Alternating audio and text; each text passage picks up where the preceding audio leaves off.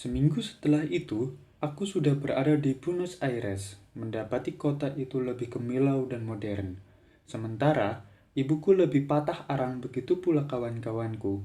Seolah-olah lalu lintas yang melumpuhkan, sinar-sinar lampu, televisi di bar-bar, mendapati dalam keputusan warganya, paru-paru tempat kota menghela udara yang dibutuhkan untuk berkembang.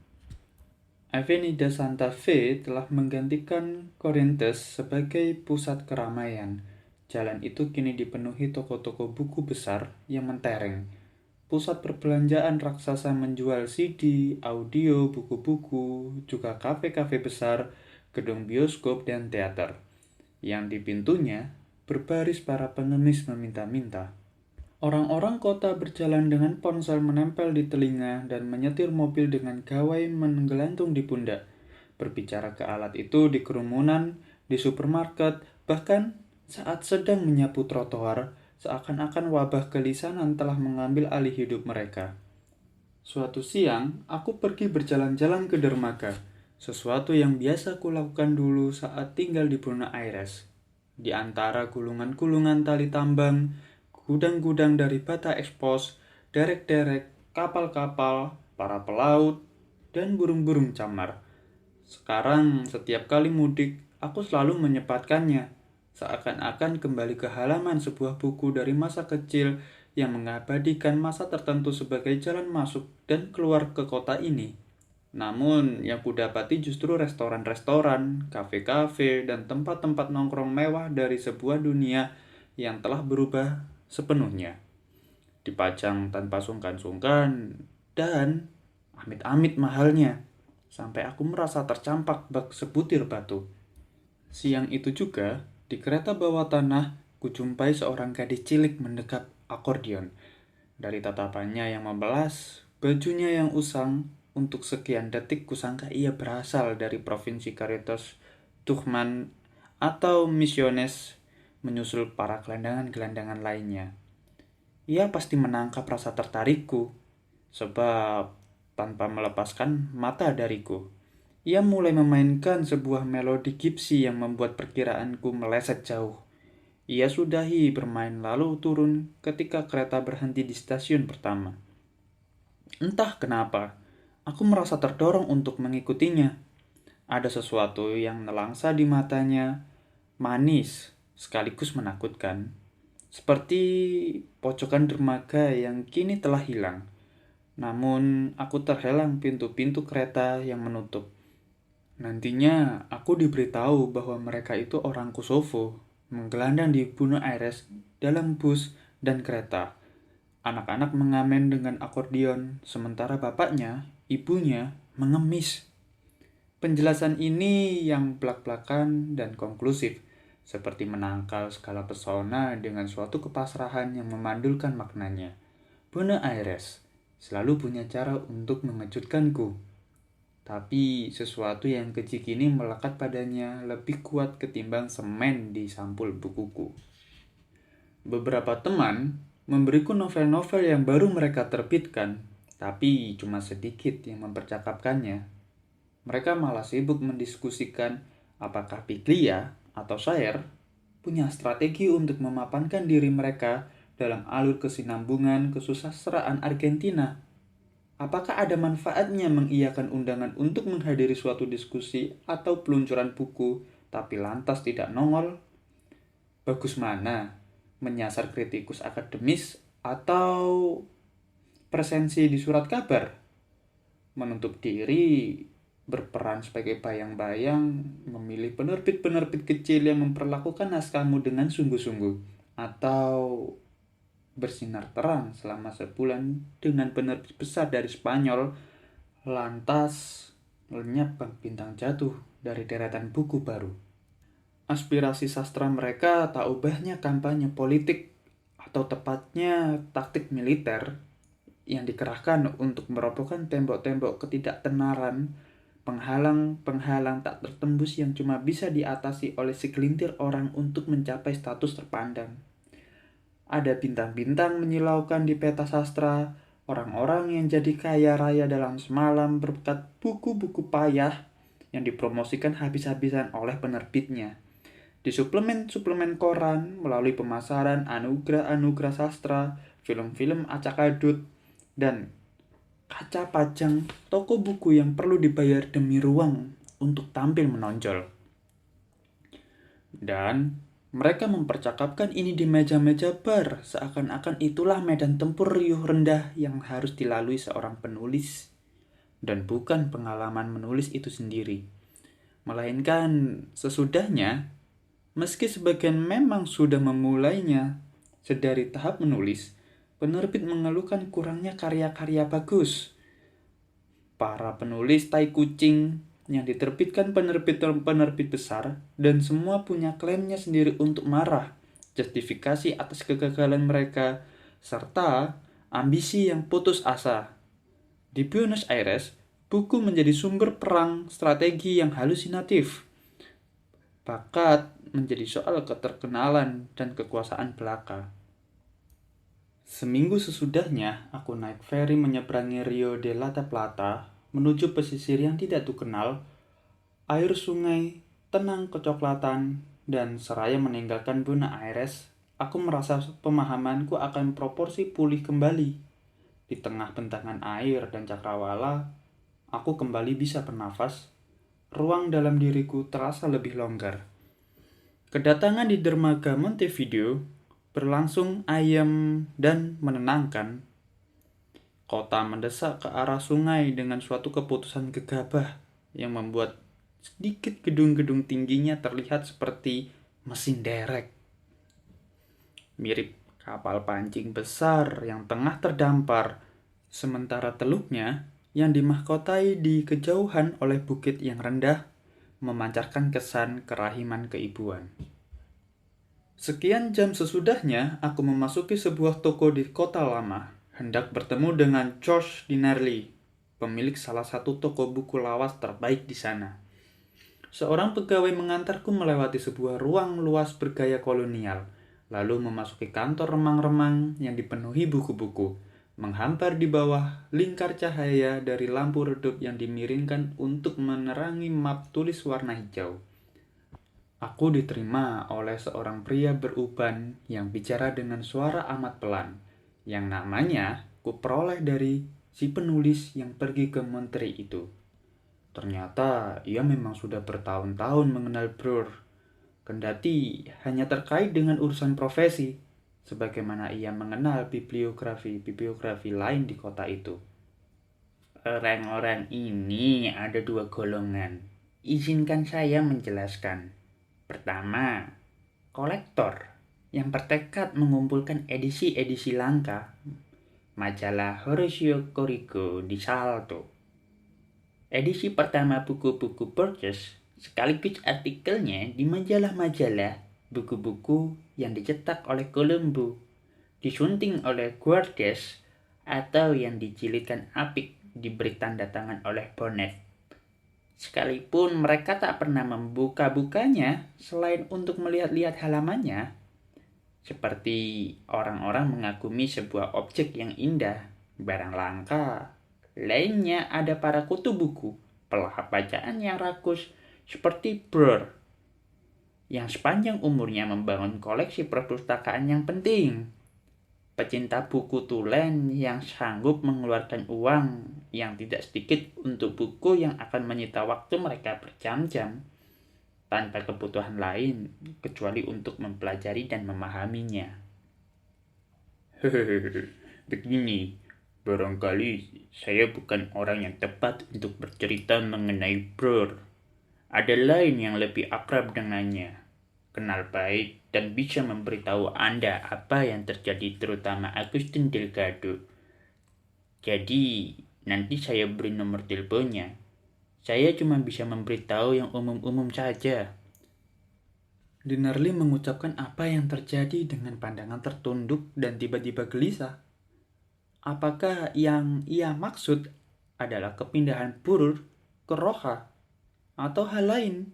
Kubuka tasku, mengeluarkan paket itu, dan meletakkan buku tersebut di meja tulisnya. Matanya menatap lekat-lekat buku itu dan ia diam tak bergerak barang beberapa detik. tanpa kehendak untuk menyentuhnya.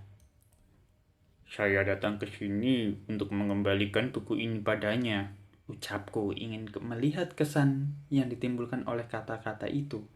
Ia sorongkan badan ke depan dan memandanginya dari dekat. "Di mana Anda mendapatkannya?"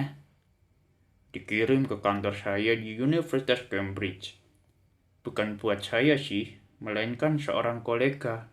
Sayang, datangnya terlalu lambat dan saya memutuskan untuk mengembalikannya." "Ya, saya tidak yakin apa itu masih mungkin." "Apakah Roha itu sangat jauh?" Bukan Roha. Ia tinggal dekat La Paloma. Tapi saya tidak yakin ia masih di sana." "Kenapa begitu?" "Tolong simpan saja kembali," kata Dinarli sambil menunjuk buku itu. Kumasukkan lagi ke dalam tas dengan rasa penasaran berlipat ganda. "Begini, saya cuma dengar-dengar saja. Saya tidak ingin berkata apa-apa. Anda harus bicara dengan Delgado. Ia bisa bercerita banyak. Telepon saja sesudah pukul 10 malam atau pagi-pagi sekali. Akan saya kasih nomornya. Jangan khawatir. Yang Anda miliki itu sesuatu yang bernasib naas. Anda akan mengerti nanti. Saya tak tahu apa yang akan Anda perbuat dengan buku itu. Saya sendiri tak tahu harus berbuat apa dengan buku macam itu. Jangan tersinggung. Di sini kita semua cinta buku," imbuhnya sambil menunjuk rak-rak bukunya. Lalu lagi-lagi ia berkata, "Anda harus berbicara dengan Delgado." Ia buka buku agendanya dan mencatat sebuah nomor di balik kartu namanya. "Saya cuma bisa bercerita yang remeh-temeh. Saya mengenalnya bertahun-tahun lalu di sebuah pelelangan. Sebab Bro ada bersama-sama Patua Martel. Saya tahu ia bekerja di Kementerian Luar Negeri. Dan bila Martel tidak mengacungkan pensilnya untuk menawar saat ada banyak buku dilelang, kalau tidak Bro, ya Delgado yang akan membelinya.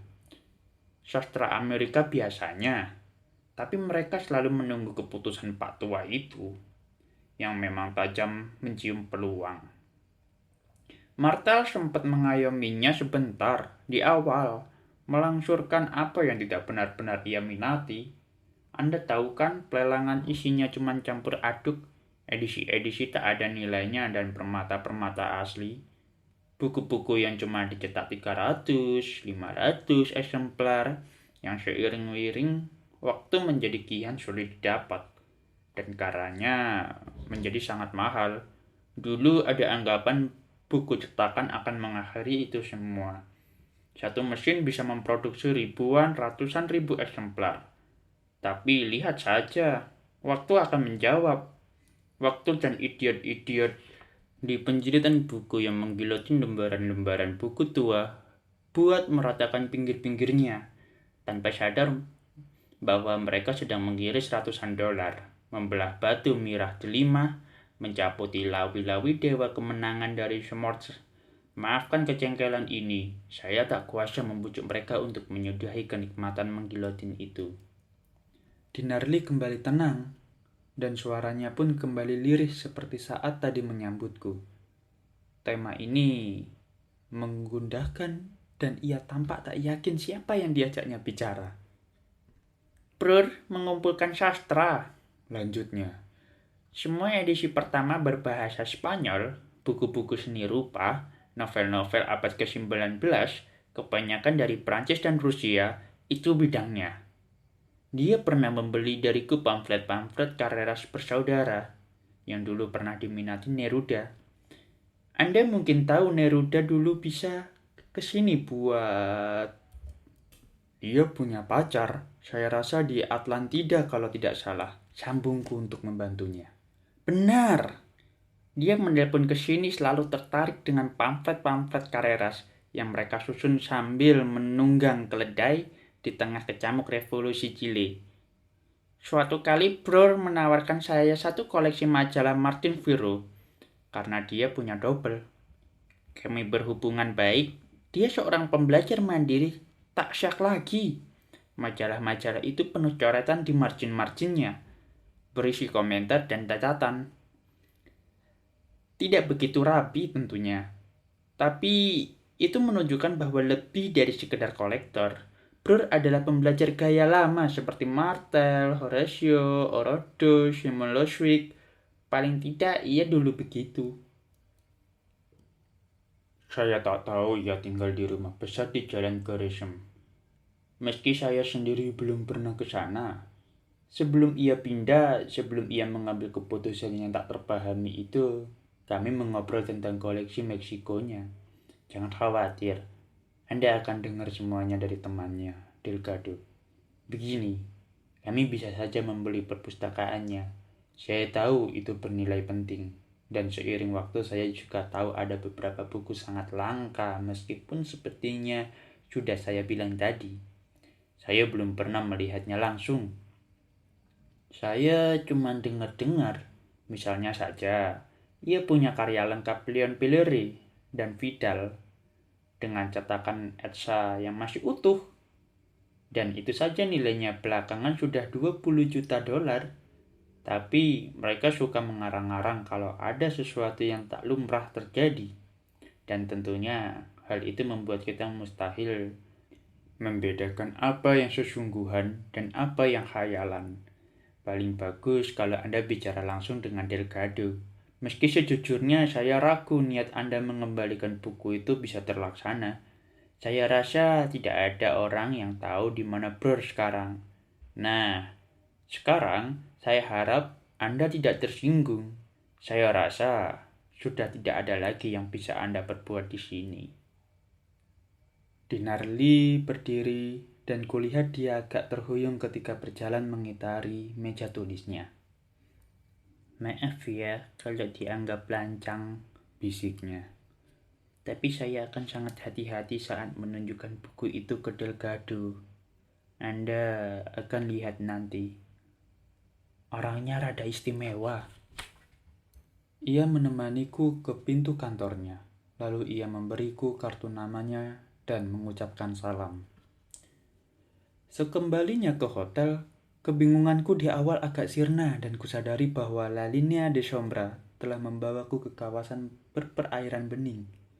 Aku keluyuran di kota yang diam-diam kotor, diam-diam tua, yang penduduknya menjalani hidup yang sepertinya juga diam-diam. Aku terkesan oleh gerak pelan bus-bus, betapa ramahnya para pelayan di bar-bar, petugas-petugas hotel, supir-supir taksi, seolah-olah sang waktu berhenti dan lumutan, menyembunyikan di balik kedamaian yang permai itu jalinan pekat rahasia-rahasia. Barangkali aku terguna-guna sepotong kalimat dari prolog buku yang ternyata mustahil ku kembalikan ini. Kalimat yang jam demi jam jadi terasa kian menggelisahkan. Dalam penggalannya, Conrad belum pernah mengunjungi Montevideo. Tapi untuk membantah unsur fantasi di dalam ceritanya, ia menegaskan, dunia orang hidup berisi cukup keajaiban dan misteri-misteri sebagaimana adanya. Keajaiban dan misteri yang menindaki perasaan dan pemikiran kita dengan cara-cara yang begitu tak terjelaskan sampai nyaris membenarkan konsepsi tentang hidup sebagai suatu kondisi kena sirap. Aku tak kuasa menyingkirkan kalimat di atas dari benakku saat merenungkan kata-kata Dinarli. Kesan yang ditimbulkan oleh kantornya, lengkung raksasa kapal yang terlihat jauh di ujung jalan yang dipenuhi oleh kendaraan, pegawai-pegawai bank, dan kios-kios koran, semuanya dituang dan dicampur secara acak.